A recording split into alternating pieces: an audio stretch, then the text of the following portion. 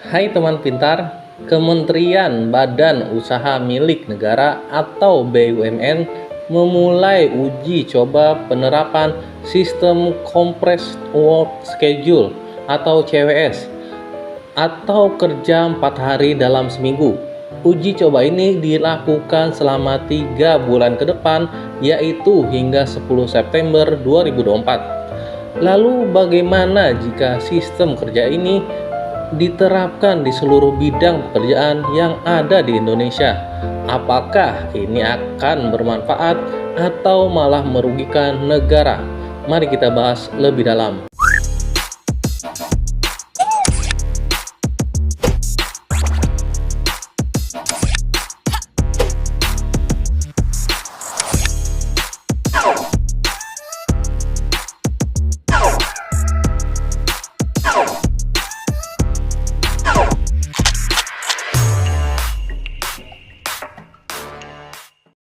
Di video kali ini kita akan membahas yaitu penerapan CWS di seluruh bidang pekerjaan di Indonesia.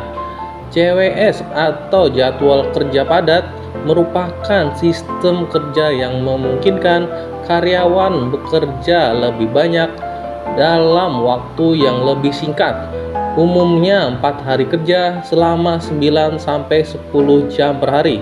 Sistem ini telah diadopsi berbagai negara dan menunjukkan hasil positif seperti peningkatan produktivitas, fleksibilitas, dan keseimbangan kehidupan kerja.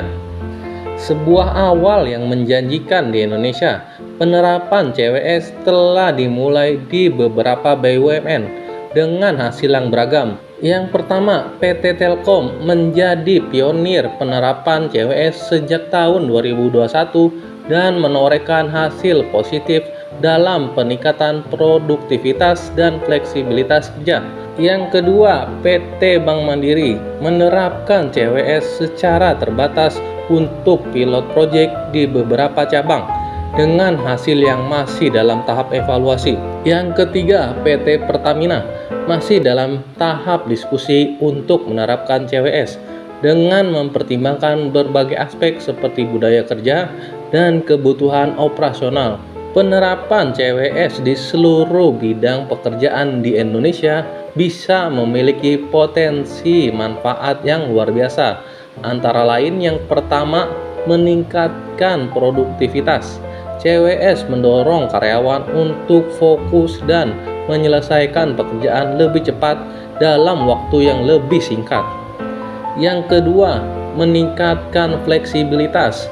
CWS memberikan keleluasan bagi karyawan untuk mengatur waktu kerja mereka sendiri, sehingga dapat menyeimbangkan kehidupan kerja dan pribadi dengan lebih baik. Yang ketiga, meningkatkan keseimbangan kehidupan kerja. Dengan waktu luang yang lebih banyak, karyawan dapat lebih fokus pada keluarga, hobi, dan kegiatan pribadi lainnya. Yang keempat, mengurangi stres. CWS membantu mengurangi stres karena karyawan tidak perlu terburu-buru menyelesaikan pekerjaannya dalam waktu yang singkat. Yang kelima, meningkatkan efisiensi biaya. CWS dapat membantu perusahaan menghemat biaya operasional seperti biaya sewa kantor dan utilitas. Meskipun memiliki banyak potensi manfaat, penerapan CWS di seluruh bidang pekerjaan di Indonesia juga memiliki beberapa tantangan yang perlu dipertimbangkan. Yang pertama, perubahan budaya kerja. Budaya kerja tradisional di Indonesia masih kental dengan masuk kantor dan pulang kantor. CWS membutuhkan perubahan mindset dan budaya kerja yang signifikan. Yang kedua, kesiapan infrastruktur. Tidak semua perusahaan memiliki infrastruktur yang memadai untuk mendukung CWS seperti sistem teknologi informasi dan komunikasi yang canggih. Yang ketiga, kesediaan karyawan. Tidak semua karyawan siap untuk bekerja dengan sistem CWS. Beberapa karyawan mungkin lebih memilih sistem kerja tradisional. Yang keempat, peraturan dan perundang-undangan. Diperlukan peraturan dan perundang-undangan yang jelas untuk mengatur penerapan CWS di Indonesia. Penerapan CWS di seluruh bidang pekerjaan di Indonesia memerlukan kolaborasi dan adaptasi dari berbagai pihak, seperti yang pertama, pemerintah perlu merumuskan kebijakan dan regulasi yang jelas untuk mendukung penerapan CWS. Yang kedua, pengusaha perlu melakukan edukasi dan sosialisasi kepada karyawannya tentang CWS, serta menyediakan infrastruktur dan sistem kerja yang memadai.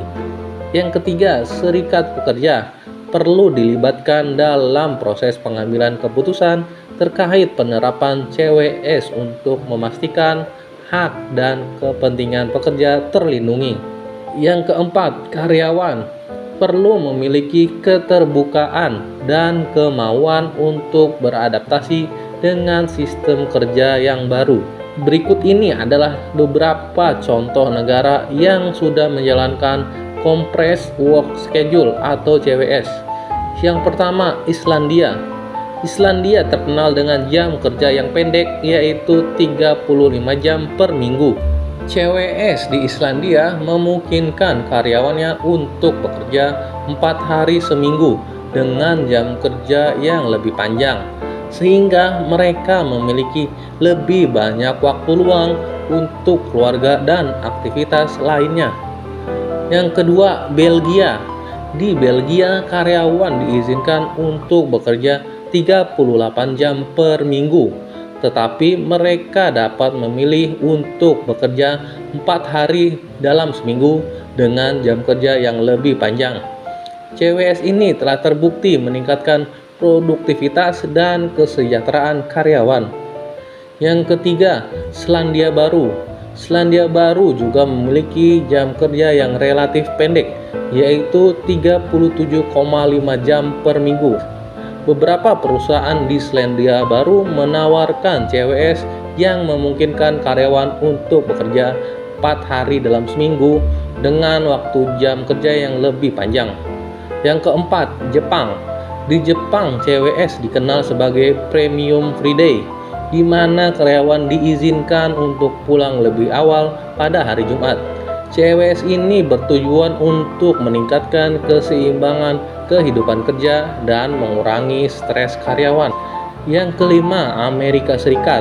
Beberapa perusahaan di Amerika Serikat juga mulai menerapkan CWS. Contohnya perusahaan teknologi seperti GitHub dan Kickstarter menawarkan CWS yang memungkinkan karyawan untuk bekerja 4 hari seminggu dengan jam kerja yang lebih panjang. Menimbang manfaat dan tantangan menuju masa depan kerja yang lebih seimbang, penerapan CWS di seluruh bidang pekerjaan di Indonesia menghadirkan peluang dan tantangan yang sama besarnya.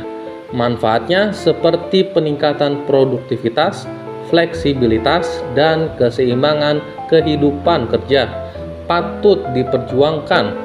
Namun, tantangannya seperti perubahan budaya kerja dan infrastruktur juga harus dihadapi dengan solusi yang tepat.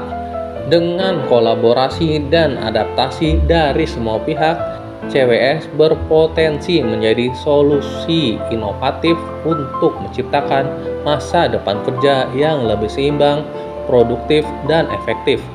Sekian video kali ini dan terima kasih sudah menonton.